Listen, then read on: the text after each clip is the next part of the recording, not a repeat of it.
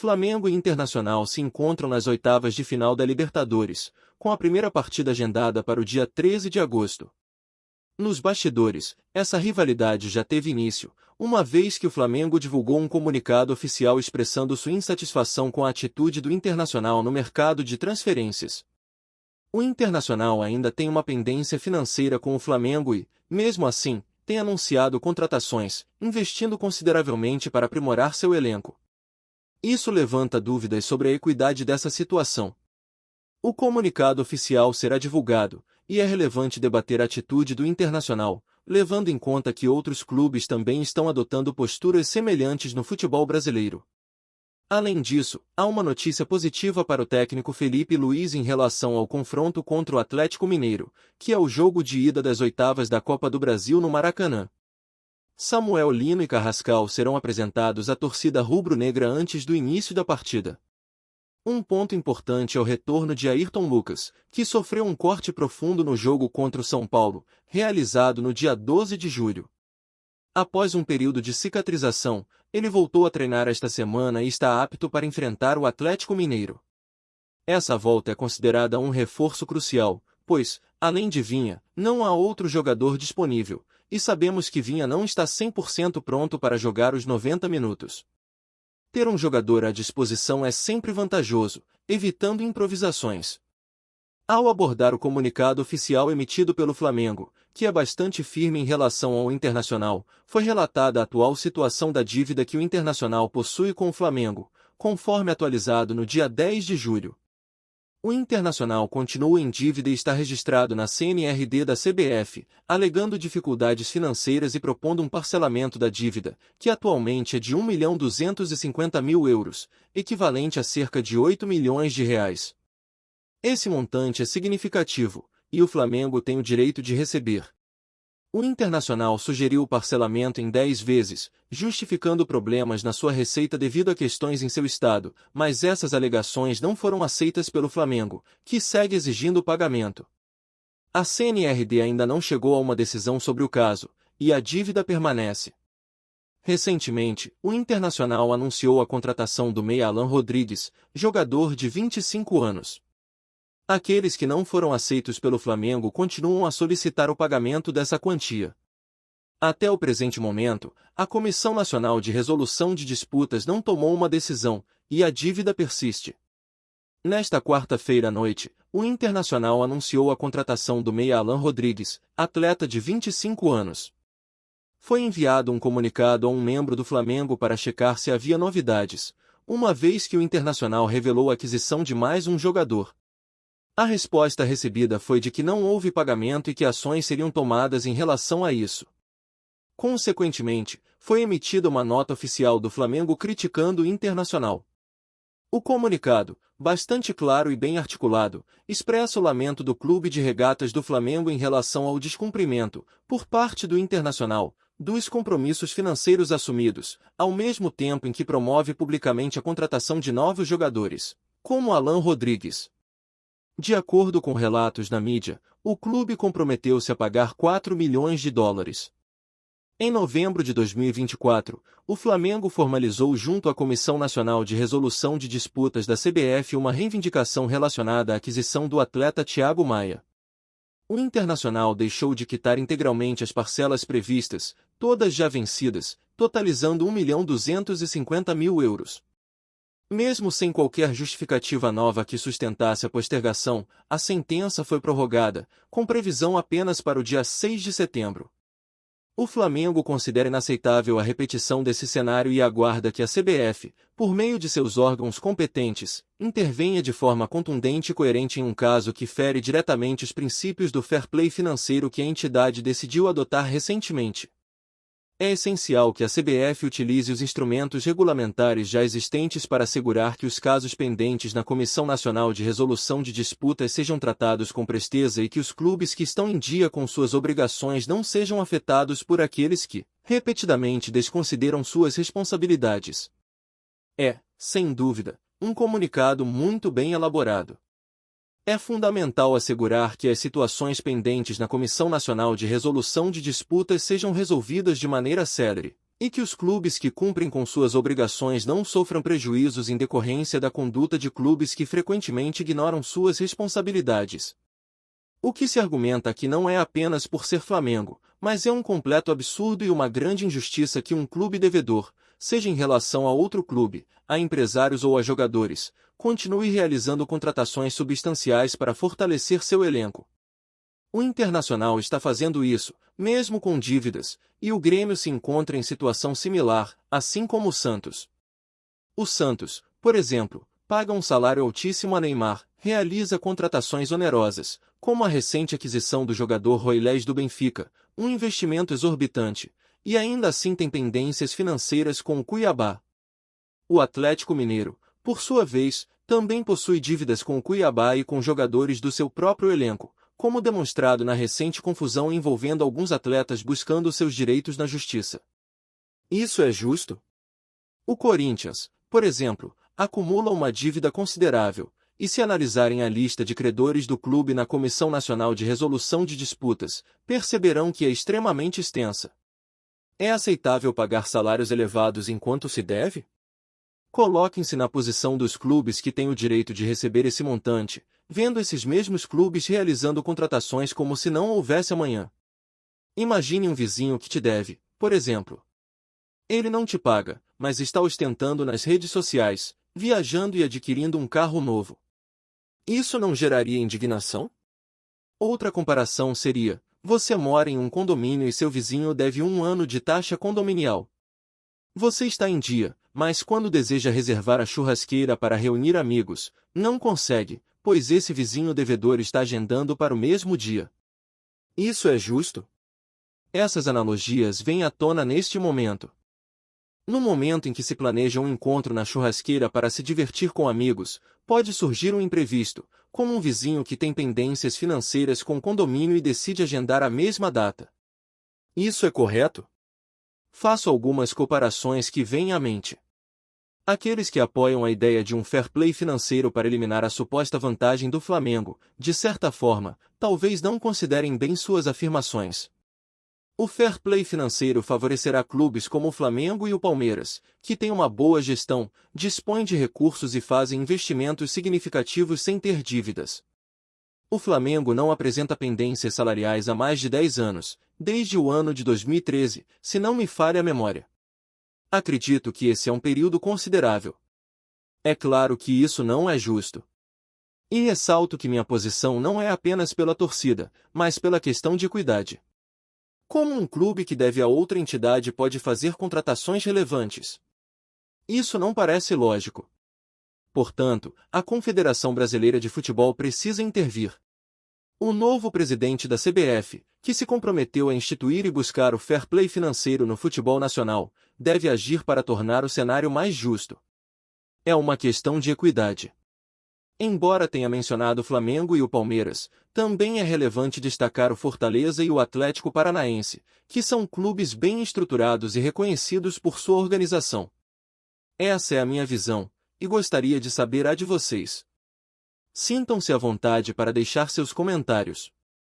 Agora, antes de continuarmos, não deixe de curtir, comentar e se inscrever no nosso canal. Isso é muito importante pois fortalece mais ainda a corrente rubro-negra, fazendo nosso Mengão cada vez maior e mais forte.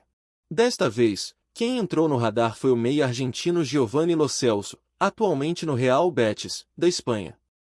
O jogador de 29 anos, com passagens marcantes por PSG, Tottenham e Vila Real, foi oferecido ao clube carioca durante esta janela de transferências.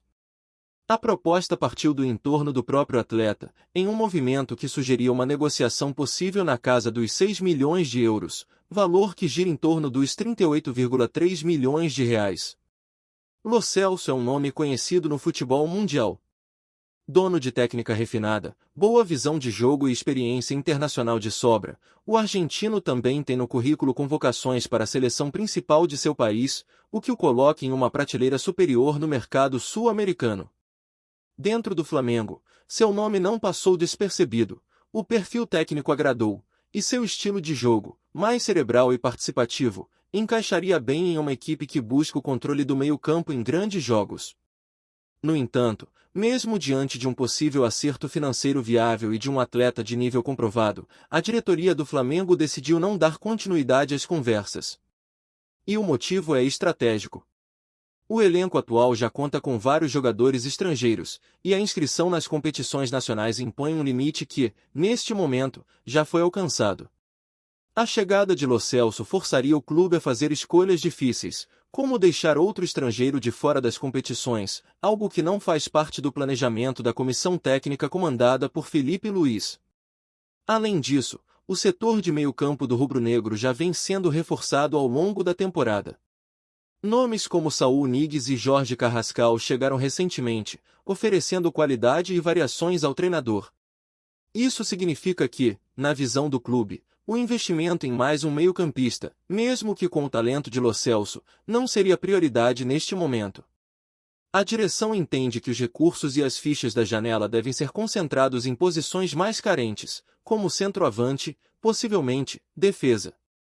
A recusa ao oferecimento, portanto, não foi uma rejeição ao talento do jogador, mas uma sinalização clara de que o Flamengo atua com critérios bem definidos no mercado. O clube não vai abrir mão de sua estrutura tática, equilíbrio de elenco e planejamento técnico apenas por uma oportunidade atrativa no papel. O foco é reforçar onde há necessidade real, e não apenas acumular grandes nomes. Ainda assim, o episódio mostra como o Flamengo está em um novo patamar no futebol sul-americano. Quando nomes como Giovanni Lo Celso são oferecidos, é sinal de que o clube é visto como um destino desejável, financeiramente forte, competitivo esportivamente e com grande exposição internacional. Mesmo que o negócio não avance, o fato de o rubro-negro estar entre as primeiras opções em ofertas desse porte diz muito sobre sua reputação atual. Enquanto isso, o Flamengo segue atento ao mercado. Com a janela aberta até setembro, outras possibilidades devem surgir e, como sempre, a diretoria vai avaliar caso a caso, pesando estratégia, custo-benefício e o impacto dentro das 4 linhas.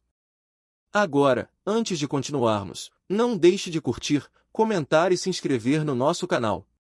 Isso é muito importante pois fortalece mais ainda a corrente rubro-negra, fazendo nosso Mengão cada vez maior e mais forte. O Flamengo deu mais uma demonstração clara de sua força no mercado e de sua postura firme em relação ao elenco principal ao recusar uma proposta milionária vinda da Europa. Desta vez, quem bateu a porta do rubro-negro foi o RB Leipzig, da Alemanha, com uma oferta robusta para tentar levar o zagueiro Léo Ortiz. O valor proposto girava em torno de 15 milhões de euros, o que, na cotação atual, representa aproximadamente 95 milhões de reais. A diretoria do Flamengo, no entanto, sequer titubeou, a oferta foi recusada. O montante apresentado pelos alemães era dividido entre 12 milhões de euros fixos, algo próximo a 76,5 milhões de reais, e outros 3 milhões de euros condicionados a metas de desempenho, aproximadamente 19 milhões de reais adicionais. Mesmo sendo uma das propostas mais altas já feitas por um defensor do futebol brasileiro nos últimos anos, o Flamengo manteve sua convicção de não abrir mão de um de seus principais jogadores em meio à disputa de 3 competições importantes: Brasileirão, Libertadores e Copa do Brasil. Léo Ortiz é hoje uma das peças mais confiáveis do sistema defensivo do time comandado por Felipe Luiz. Desde que chegou ao clube, sua regularidade, leitura de jogo e liderança dentro de campo o tornaram indispensável. Mais do que um reforço, Ortiz se consolidou como um pilar técnico e emocional do elenco, e perder esse jogador em um momento decisivo da temporada não fazia parte dos planos da diretoria rubro-negra. Outro ponto importante dessa negociação é a relação do jogador com a holding Red Bull. Antes de desembarcar no Ninho do Urubu, Ortiz defendeu o Red Bull Bragantino por 5 temporadas e ganhou destaque justamente dentro da estrutura da empresa que também controla o RB Leipzig. Essa ligação facilitou a reaproximação do nome do defensor com o projeto europeu, uma vez que o clube alemão já vinha monitorando o atleta há bastante tempo. Segundo a apuração do jornalista Caê Mota, do GE, o próprio Léo Ortiz chegou a manifestar interesse na negociação, mostrando abertura para um possível retorno ao grupo Red Bull, dessa vez em solo europeu. Ainda assim, o Flamengo não hesitou em manter sua posição. Mesmo diante do desejo do jogador e do apelo financeiro da proposta, a direção considerou o momento esportivo e a importância do zagueiro no atual projeto de conquistas. A proposta foi recusada formalmente, e não há negociações em curso neste momento. Essa postura do Flamengo também evidencia uma mudança de paradigma no futebol brasileiro. Se antes era comum ver os clubes do país sucumbirem às ofertas milionárias da Europa, hoje o cenário é diferente. O rubro-negro tem mostrado poder de barganha, saúde financeira e, principalmente, um projeto esportivo ambicioso o suficiente para não precisar abrir mão de suas principais peças. Além disso, o contexto da temporada pesa muito nessa decisão. O clube ainda está vivo em todas as frentes e quer brigar por títulos. Com a reta final de competições se aproximando, perder um titular absoluto da zaga traria um impacto direto no desempenho coletivo. Manter a base sólida do time é, neste momento, uma prioridade estratégica. A recusa à proposta do RB Leipzig também reforça a ideia de que, se algum jogador sair, será apenas mediante uma oferta irrecusável ou dentro de um contexto previamente planejado. O Flamengo já demonstrou que sabe negociar, mas também sabe dizer não quando necessário. Em resumo, a permanência de Léo Ortiz é uma vitória silenciosa da diretoria rubro-negra. Em tempos de constantes movimentações no mercado, manter jogadores importantes pode ser tão valioso quanto contratar novos. E no caso de Ortiz, trata-se de uma peça-chave em um momento decisivo. A recusa de 95 milhões de reais mostra que, mais do que dinheiro, o Flamengo está em busca de estabilidade, títulos e protagonismo continental. Agora, antes de continuarmos, não deixe de curtir, comentar e se inscrever no nosso canal. Isso é muito importante pois fortalece mais ainda a corrente rubro-negra, fazendo nosso Mengão cada vez maior e mais forte. Dois nomes que, há pouco tempo, estavam à margem das grandes manchetes, hoje começam a se consolidar como peças importantes no elenco comandado por Felipe Luiz. Juninho e Everton Araújo, centroavante e volante, respectivamente, passaram de alvos de desconfiança a atletas que ganharam a confiança do técnico e do grupo. Juninho chegou ao ninho do urubu cercado de dúvidas. Vindo do Karabakh, do Azerbaijão, o centroavante não despertou empolgação imediata entre os torcedores, que, acostumados com nomes badalados, questionaram a contratação. Já Everton Araújo, cria das categorias de base, vivia a luta diária que tantos jovens enfrentam, provar que podem competir em alto nível, mesmo quando a concorrência é feroz. Mas o futebol, como se sabe, é construído em cima de oportunidades, e, mais do que isso, de respostas. E foi justamente isso que os dois entregaram. Quando acionados, seja em momentos de rodízio do elenco ou para suprir desfalques, ambos deram conta do recado. Não com atuações espetaculares, mas com consistência, entrega e disciplina tática. E isso, para Felipe Luiz, que preza pela organização coletiva e leitura de jogo, pesa muito. O treinador tem sido claro em suas decisões, quem responde em campo, continua no plano. E foi isso que abriu espaço para Juninho e Everton em um Flamengo repleto de estrelas.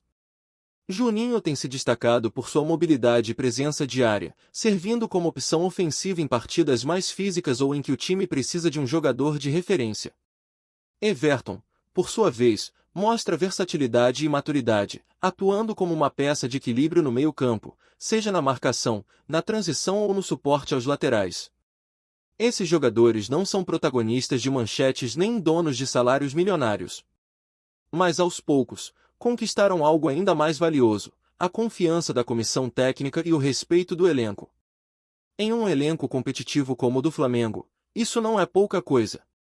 E o reconhecimento público de Felipe Luiz reforça o valor dessas contribuições silenciosas, mas fundamentais ao longo de uma temporada desgastante. A leitura de Felipe é clara, em torneios como o Brasileirão, Libertadores e Copa do Brasil, onde o calendário exige intensidade e profundidade de elenco, é crucial ter jogadores prontos para entrar e manter o nível de competitividade. Juninho e Everton são justamente isso. Peças confiáveis, que ajudam a sustentar o coletivo quando os titulares não estão disponíveis, e que ainda podem surpreender com atuações decisivas. Mais do que apenas elogios pontuais, a fala do treinador indica que os dois atletas conquistaram uma espécie de selo de confiança interna. Significa que, mesmo quando os reforços retornarem ou os titulares estiverem à disposição, Felipe continuará vendo neles alternativas viáveis.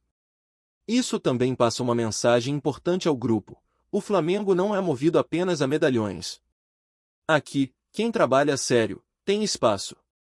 A trajetória de ambos simboliza bem essa nova fase do clube, um Flamengo que, sem abrir mão de sua ambição, também valoriza quem vem de baixo e se dedica de forma verdadeira.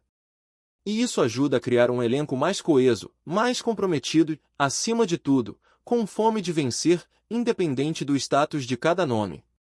No fim das contas, o crescimento de Juninho e Everton Araújo é mais uma mostra de como o Flamengo atual vai além dos holofotes. É um clube que constrói vitórias no dia a dia, nas decisões táticas e nos detalhes que muitas vezes passam despercebidos, mas que, no campo, fazem toda a diferença. Agora, antes de continuarmos, não deixe de curtir, comentar e se inscrever no nosso canal. Isso é muito importante pois fortalece mais ainda a corrente rubro-negra, fazendo nosso Mengão cada vez maior e mais forte.